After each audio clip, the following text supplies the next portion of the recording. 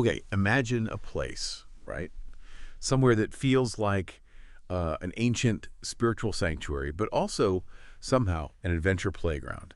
A place called the Land of the Gods, but one that's also a hub for, well, tourism and even industry. How does that work? How does a place live up to Dev Bhumi, but also embrace all that modern stuff? That's really the question we're digging into today. We're heading virtually, of course, to Himachal Pradesh in northern India. We've gone through quite a bit of material, and our goal, our mission, is to sort of pull out the key insights for you, give you a full picture, but one that gets straight to the point. We really want you to understand not just what Himachal Pradesh is, but maybe get a feel for why it's considered so special. I'm personally really excited to explore this place, known for, well, stunning mountains, obviously, the cool climate, the spiritual towns, and all the adventure tourism. That Dev Bhumi name really captures the imagination. It does. And what really stands out from the sources is just how deeply connected the natural beauty is with the cultural and spiritual side of things. It's not just pretty views. There's a whole narrative woven into the landscape. Geographically speaking, you're right in the Himalayas. It borders Jammu and Kashmir, Punjab, Haryana, Uttarakhand, and Tibet over in China. So that position, that location, has really given it a unique character, a real mix of influences. Yeah, I could see that. And that mountain landscape, it's not just for show, right? The sources mention these crucial rivers carving through it. The Bees, Sutlej, Ravi, Chenab, they sound absolutely vital. And something that jumped out at me immediately was the whole dual capital thing. Shimla for summer, Dharamshala for winter. Shimla, that kind of nods to its colonial history and the climate, I guess. But Dharamshala is also where the Tibetan government in exile is. That whole setup seems to hint at like different needs and maybe even identities within the state itself. Oh, absolutely. That dual capital system, it's partly practical, deals with the big climate swings across the state, makes governing year-round feasible. And when you look at the main towns, Shimla really stands out. It's that classic colonial-era hill station, famous for its architecture. And that railway line, that's a UNESCO World Heritage Site, actually. Wow, okay. But then you have Manali, which is like a totally different vibe. It's pretty much ground zero for adventure sports. Think high-altitude trekking, river rafting, skiing up in places like Solang Valley. It caters to a whole other crowd. Right. Manali definitely seems like the place for thrill seekers. But then for people looking for something more spiritual, the sources really highlight Dharamshala and McLeod Ganj. They're not just towns. They sound like vibrant centers of Tibetan Buddhist culture, especially with the Dalai Lama residing there. You can really immerse yourself. Exactly. And beyond those main ones, the material points to other interesting spots. Kulu, Dalhousie, Tramba, and then the really remote areas like Spiti and Kinnaur. Almost leaner landscapes, they say, each sounding quite distinct. Yeah, very different feels across the state. And if you look at the people, the culture, it's mostly Hindu, yeah, but you've got significant Tibetan Buddhist communities, particularly up north, plus various tribal groups in some of the more sort of isolated valleys. And language-wise, Hindi is official, but you hear lots of Pahari dialects. They're quite distinct. And also Punjabi, Tibetan. It really shows the linguistic mix.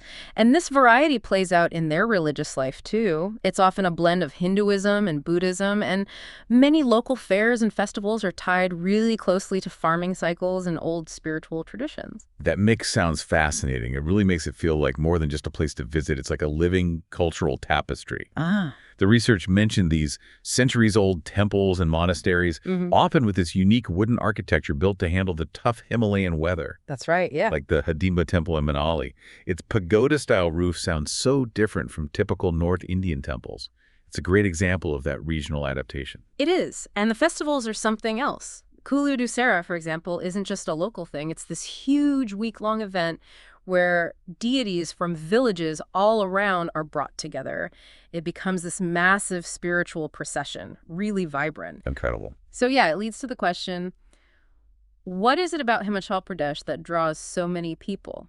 The sources kind of break down its appeal into a few categories. For nature lovers, it's obvious the sheer scale of the Himalayas, snowcaps, green valleys, clear rivers, dense forests. You get the picture. Yeah, the classic mountain beauty. Right. But then for spiritual seekers, it's different. They're drawn to maybe the ancient monasteries you find clinging to cliffs in Spiti's stark landscape, or the revered temples in places like Kangra or Chamba. And then there's the adventure crowd we talked about. Yeah. The options seem endless. We're talking tough treks, like through Parvati Valley or over Hamta Pass. Yeah. River rafting on the Bees near Kulu. Paragliding and bird billing, apparently one of the best spots in the world. Supposedly, yeah. It's world-renowned. And skiing, of course, in Solong Valley or Kufri. The list of popular spots the sources mention reads like a perfect travel plan.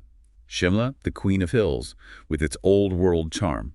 Manali, the energetic hub for snow sports and amazing drives.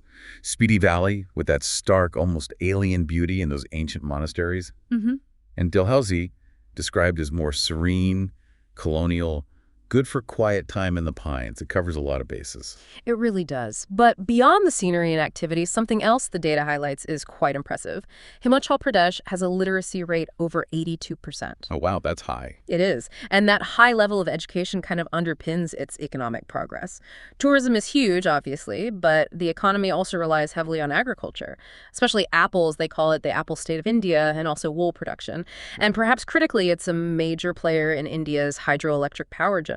Right, leveraging all those rivers and mountains. Exactly, harnessing that natural power. So it's not just this, ancient spiritual place. It's actually a modern economic engine, too.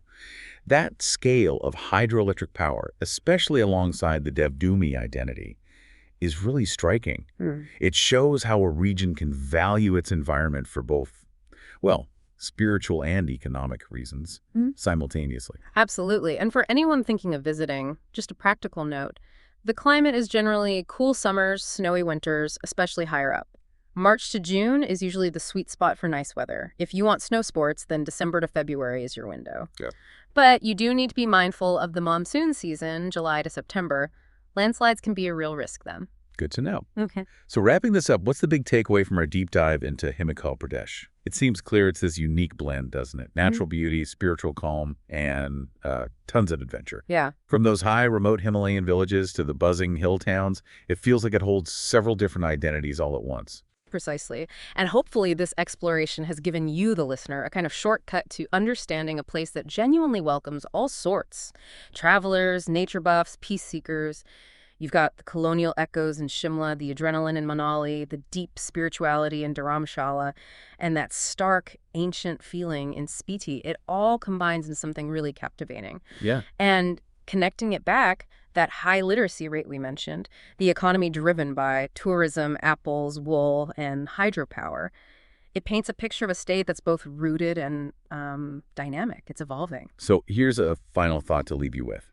Given Himachal Pradesh's deep spiritual roots as Devbhumi, the land of the gods, and its very modern reliance on natural resources, especially hydropower from its rivers, how might that ancient idea of a sacred land keep shaping its future? How does it influence development, its relationship with the Himalayas? It's a really interesting balance to consider, isn't it?